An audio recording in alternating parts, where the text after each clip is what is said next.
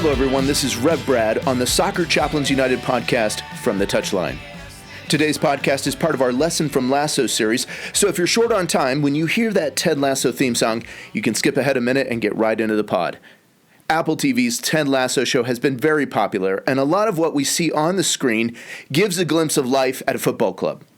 Being around a professional team for some 25 years, I thought I would offer a chaplain's perspective on some of what we see in each episode.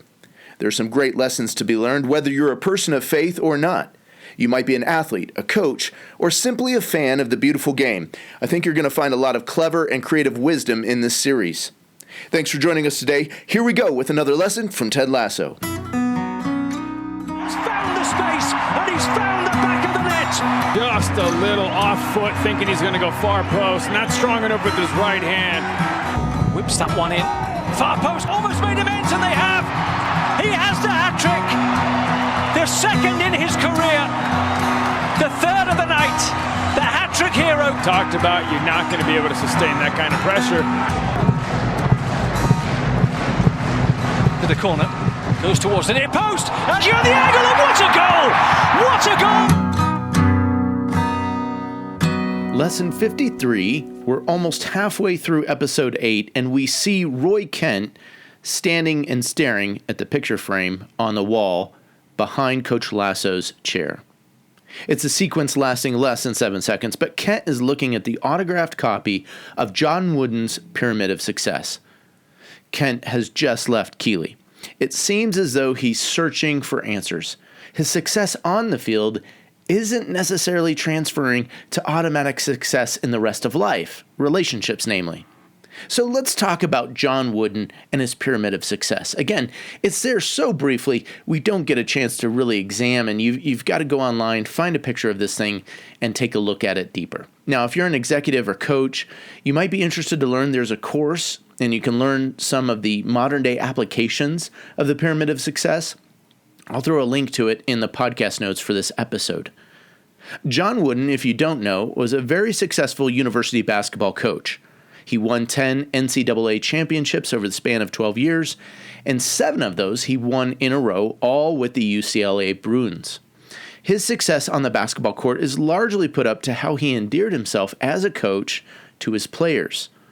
He was known for his short, inspirational messages around the game, and as a lifelong learner, Wooden worked to discover the character attributes and traits most common amongst those we might deem as successful. His pyramid of successful attributes is not merely for basketball and sports, but has now been used for business and organizational leadership and other life applications. And of course, it's now monetized and taught as a course. So let's take a quick look at the pyramid and let me make just a few comments. First off, Wooden narrowed down the list to 25 behaviors or traits that he saw present in successful people. Traits like loyalty, initiative, self-control. And they're all laid out in this sort of 5-level pyramid with competitive greatness at the top of the pyramid. Each trait has a short, clarifying definition below it. At the top of the pyramid, we see the word faith through prayer on one side of the tip top of the pyramid, and patience, good things take time, on the opposite side. Wooden's pyramid is billed more as a guide or a framework for personal success.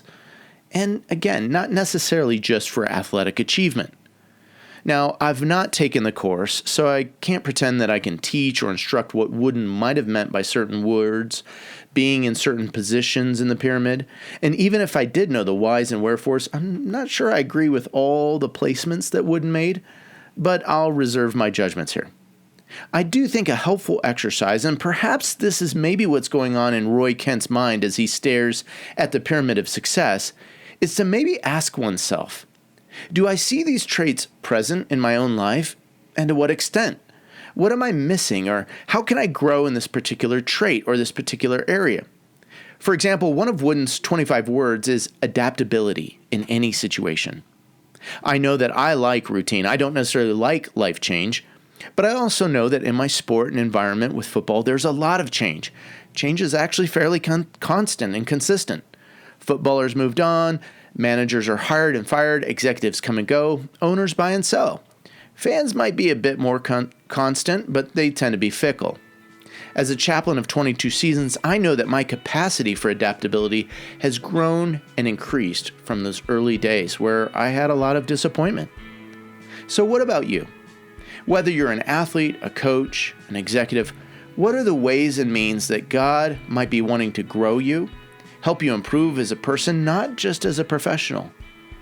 Maybe John Wooden's Pyramid of Success might be a good starting point for you for looking deeper inside at the places where you and I are most needing to grow. Well, thanks for listening to this lesson from Ted Lasso. This is Reb Brad coming to you from the touchline.